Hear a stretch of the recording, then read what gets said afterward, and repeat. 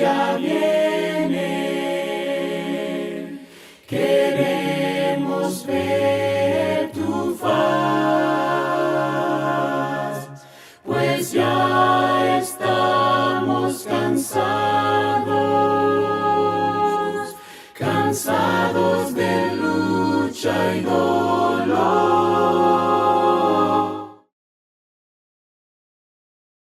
A lo largo de la historia cristiana y la historia bíblica, muchos han buscado conciliar algo que a primera vista parece totalmente contradictorio.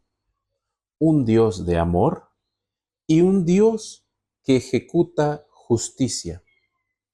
Y una de las formas más comunes para resolver esta tensión ha sido la siguiente idea o el siguiente argumento.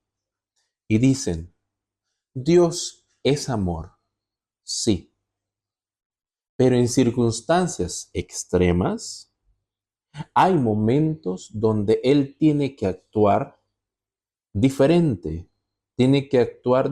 a como Él es. Momentos donde por un instante suspende su naturaleza amorosa y asume un rol más severo para restaurar el orden y aún así decir que lo hizo por amor.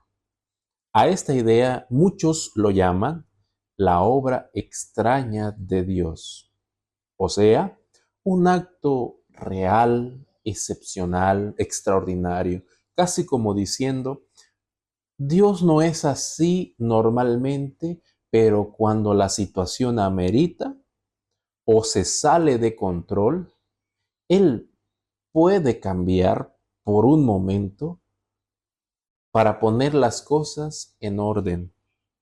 Y saben, suena algo lógico, ¿cierto? Porque desde nuestra perspectiva humana, eso tiene sentido. Desde nuestra perspectiva humana. Cuando algo se sale de control, cuando sentimos amenaza, cuando la desobediencia crece, cuando hay rebelión, oposición o no están de acuerdo con nuestra opinión, cuando la justicia parece ausente, ¿qué hacemos los seres humanos? Intervenimos con fuerza, corregimos con mano dura, tomamos el control en nuestras manos. Y como eso es lo natural para nosotros, pensamos que eso también debería ser lo natural que hace Dios, al menos en situaciones especiales, como si Dios dijera, soy amoroso, pero si me empujas, si me provocas, si has ido demasiado lejos, cambiaré mi comportamiento por un momento para corregirte. Y aquí aparece algo bien curioso y es algo que vale la pena meditar. Nosotros, ¿no? Se le llama a esto la obra extraña de Dios, porque para nuestra mente suena extraño imaginar a un Dios que no reacciona como nosotros normalmente reaccionaríamos. Pero si lo miras desde otro ángulo, hay algo irónico. Lo que muchos piensan que es extraño en Dios es precisamente lo que resulta natural para nosotros. Nosotros somos los que respondemos con dureza cuando nos sentimos amenazados, cuando nos hacen injusticia.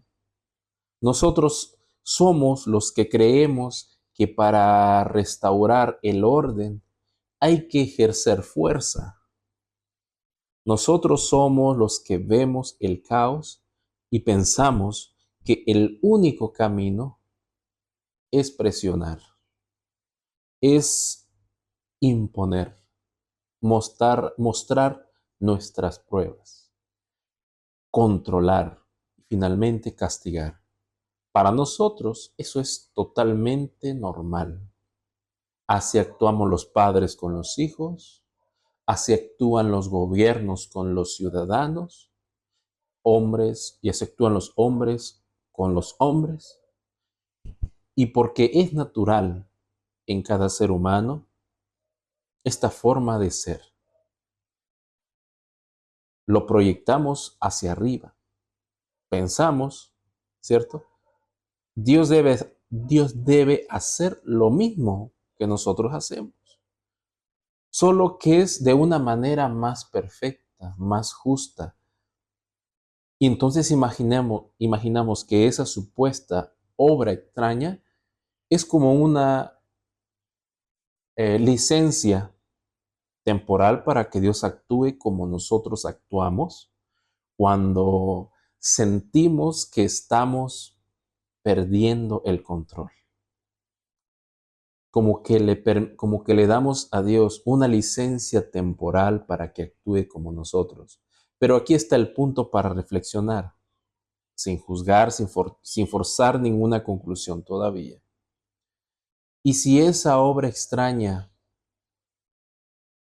no revela un cambio en Dios, sino un límite en nuestra comprensión. Y si no es Dios quien alterna entre el amor y la severidad, sino nosotros quienes no sabemos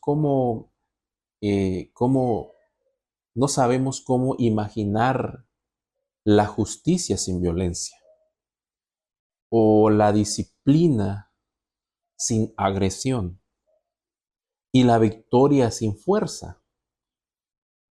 Si lo piensas bien, lo que nosotros llamamos extraño para Dios o obra extraña de Dios puede ser simplemente extraño para nosotros, porque no estamos acostumbrados a un amor que nunca cambia,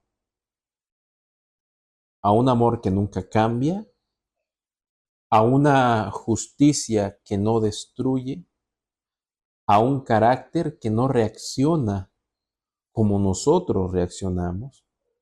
Tal vez lo extraño no es Dios, tal vez lo extraño somos nosotros.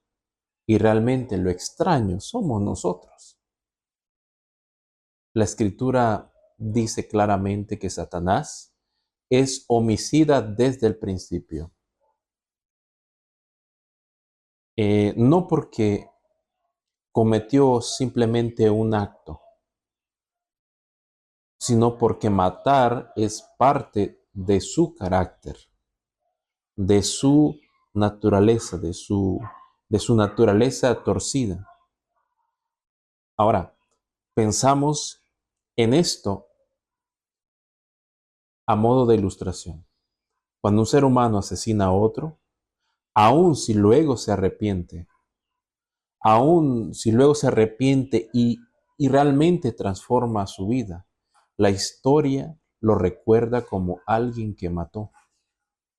Esa acción queda asociada a su nombre, a su identidad pasada. Es algo que ya lo marcó.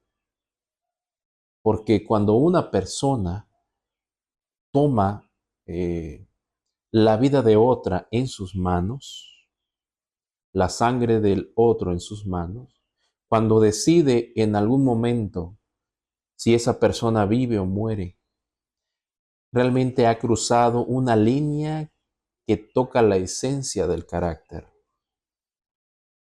Ahora llevemos esto a una reflexión un poquito más profunda. y lo digo con mucho respeto y con reverencia, si Dios fuera Él personalmente responsable en acto directo de dar muerte a millones de personas según su justicia, según la idea de que eso se llama justicia, y ejecuta con sus propias manos la vida de los seres humanos, entonces, bajo la lógica humana, ojo, bajo la lógica humana que solemos aplicar, eso colocaría en Él, en Dios, la categoría que nosotros damos al que quita la vida. Y aquí surge la crisis del pensamiento. ¿Ok? Si proclamamos que Dios, si proclamamos que Dios es quien mata, entonces, ¿qué diferencia hay entre el carácter de Dios y el carácter de aquel a quien la Biblia llama asesino desde el principio? Si el acto de quitar la vida define al asesino, y si Dios personalmente destruyera como método de justicia, según esta lógica humana, estamos empujando a Dios a la misma categoría moral que del enemigo. Incluso peor aún con esa lógica, llegarías a la siguiente contradicción. La Biblia dice que el último enemigo que será destruido, ¿cuál es?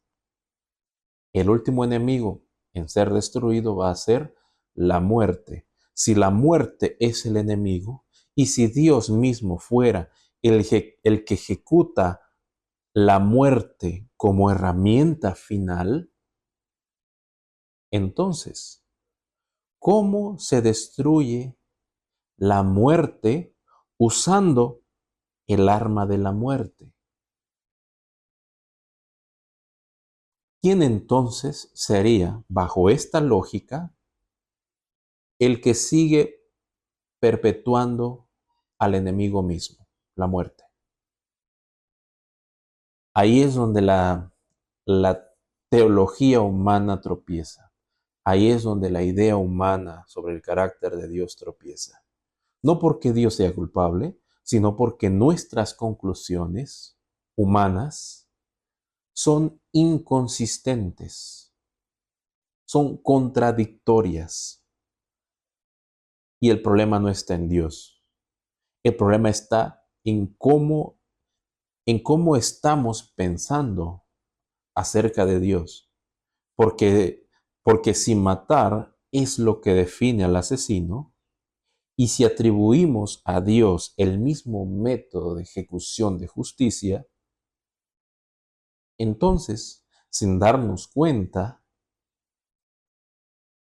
habríamos borrado la línea eterna entre el carácter del Padre y el carácter del enemigo.